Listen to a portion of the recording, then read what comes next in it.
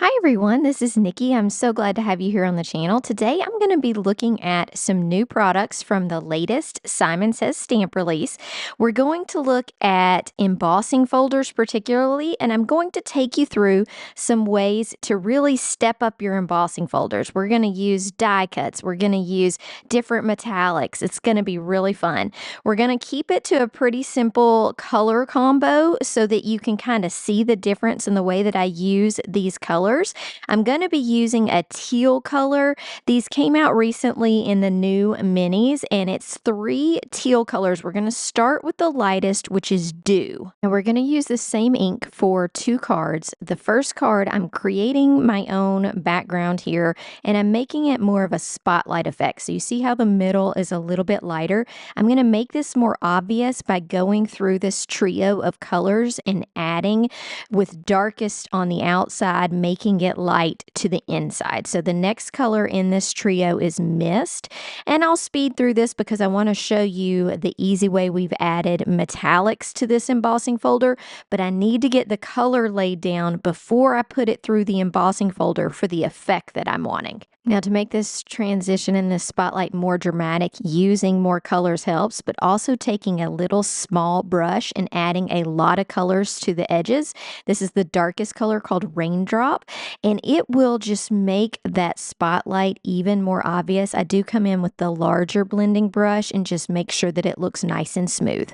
Now, let's talk about our sandwich for Simon Says Stamp embossing folders. These folders are a little bit thicker than some of my other embossing folders. So I'm using a Platinum 6 from Spellbinders as my die cutting machine. And I am spraying the back of this piece of paper ever so slightly with a water sprayer, not on the front so I don't get drops, but just a little bit. And then I'm going to put it through, and what I'm using is the bottom plate and the B plate, and then I'm just sending it through like this. And the reason is because I get too much pressure if I do the normal embossing folder sandwich with the Spellbinders. Look how gorgeous that impression is.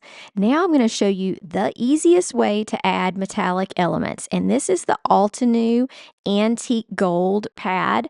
It's a good one. It's nice and flat, not too squishy, so I can take it and move it across the raised areas and get gold elements on my card, which I just think looks so classy and cool. Look at how beautiful it looks up close. So great at catching the light. I just love it. Now, this ink, you do need to let it dry.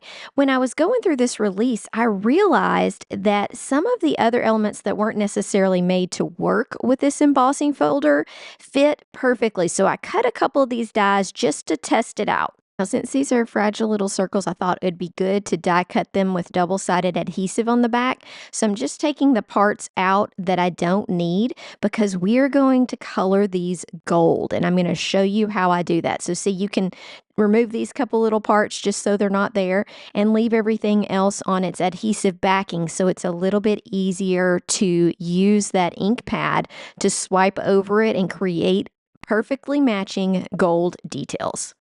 So let's make these the same color that we did the gold raised rings on our embossing folder.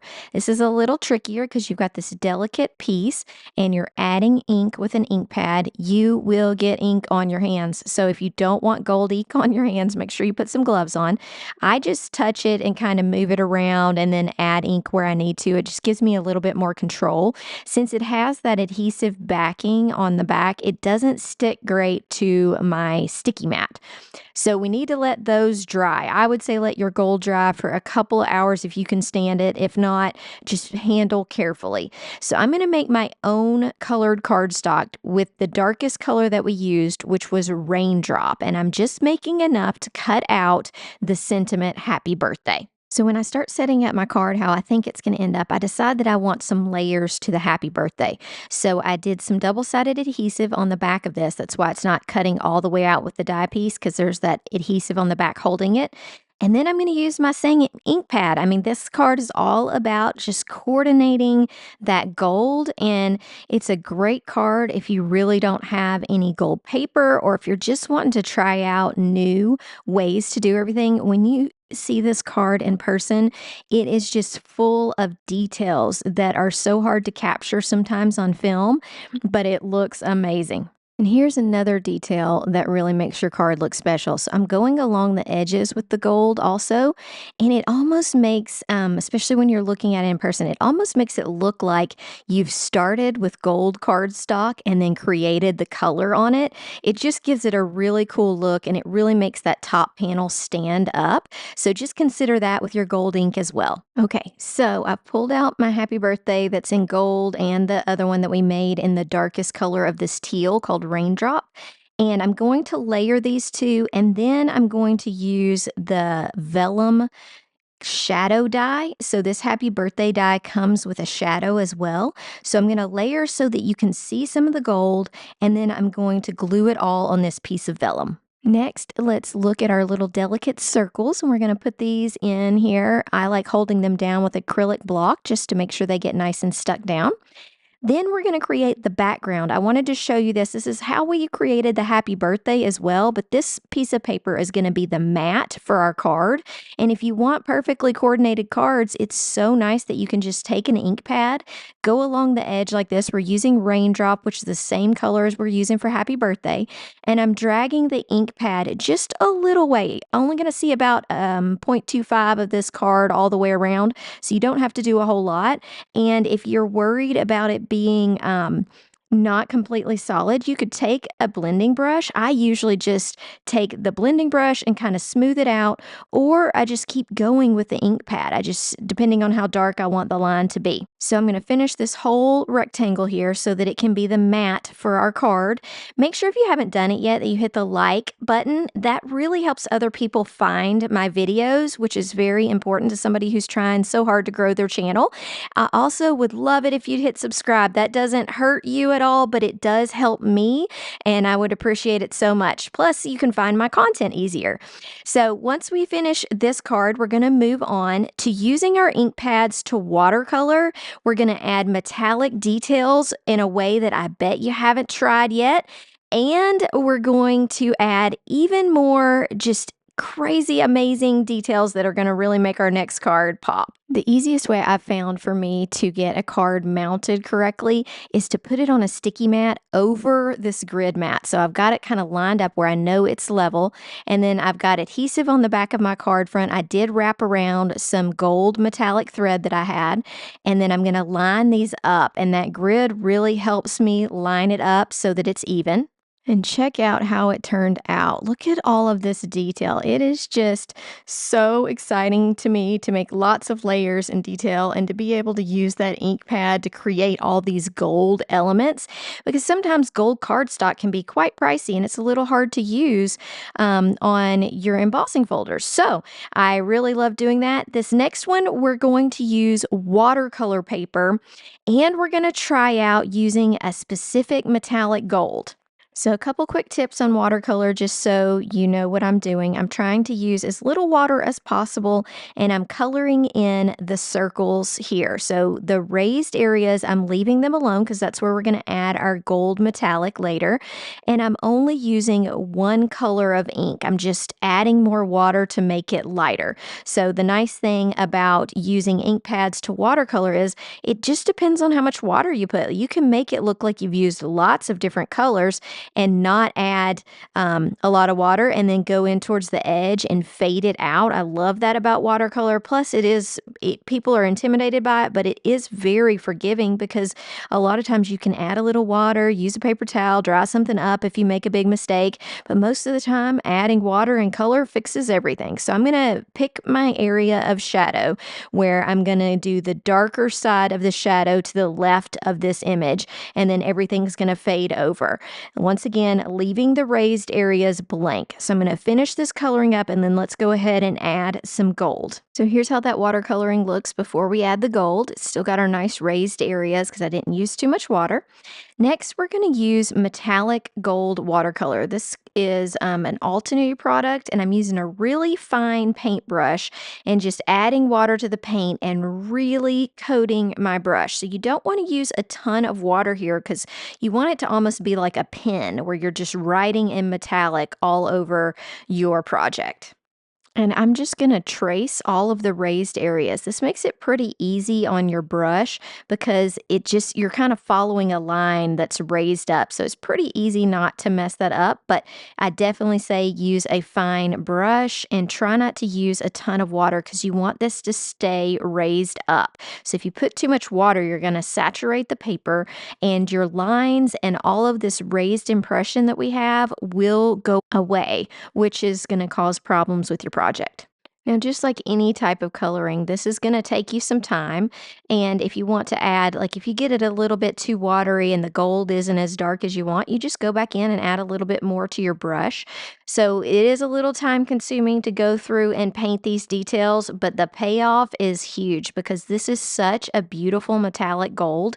This card is a much brighter card than the other one. The other one was nice and muted with that subtle antique gold, but this one is more bright colors with a more white background, and this gold is definitely a brighter metallic gold than the previous one. Now, these lines don't have to be perfect. You know, this is not a stamp. You are painting, so there's going to be areas that are a little bit jagged or whatever. In the final piece, it is not going to matter. Just make it look pretty consistent, and it's going to be great. Look at this up close. Look at how beautiful this gold shines. It's so gorgeous. So I'm going to let that dry and we'll create our sentiment. So for this, I did the same trick where I added the double-sided adhesive on the back of my watercolor paper, and I used a smush of ink from that same ink pad, Raindrop, and then I'm painting it on just to get color on. Next, I'm going to add it darker and darker.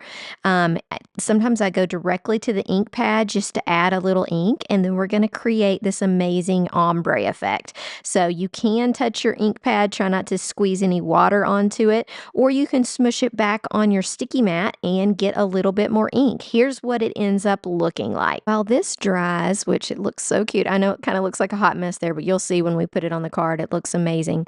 I cut out a mat for this card. So the card that we've been working on, I had cut down to 4 by 5.25, and this mat is 4.25 by 5.5 inches. That makes it an A2 size.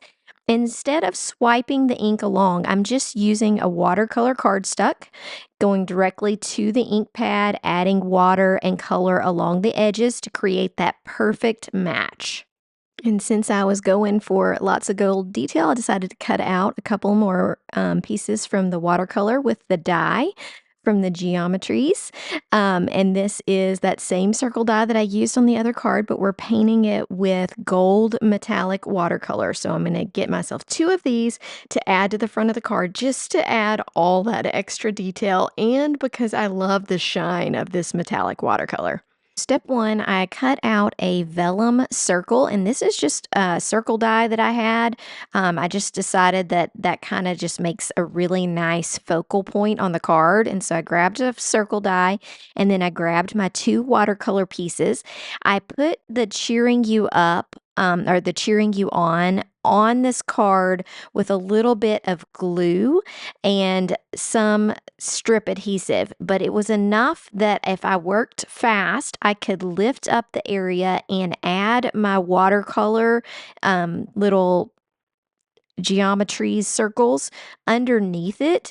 And I did have to move letters just a little bit, but they weren't stuck on so hard that I couldn't get these little pieces stuck there because I kind of wanted them to be tucked in and showing up. I did add a little bit of adhesive to the back of these with a tape runner, and then I stuck them back under those little letters before everything got dry. Now, everything that I used in this video will be linked in the description, so make sure you click on those links if you're going shopping. I added this piece of vellum, and last, what we need is to be able to do the mat for our card. I grabbed a sticky mat that has the perfect placement for A2 on it. I'll make sure to link that for you. And then I'm going to place my card front here with the help of this sticky mat. and we will be done. I'm going to show you some up close photos so you can see how everything turned out. I'd love to hear which of these cards was your favorite. Make sure that you hit the like and subscribe button, and I would love to see you back on the channel soon for more videos.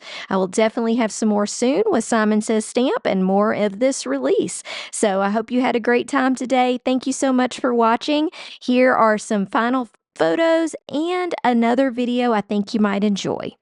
Have a wonderful day. I'll see you soon. Bye.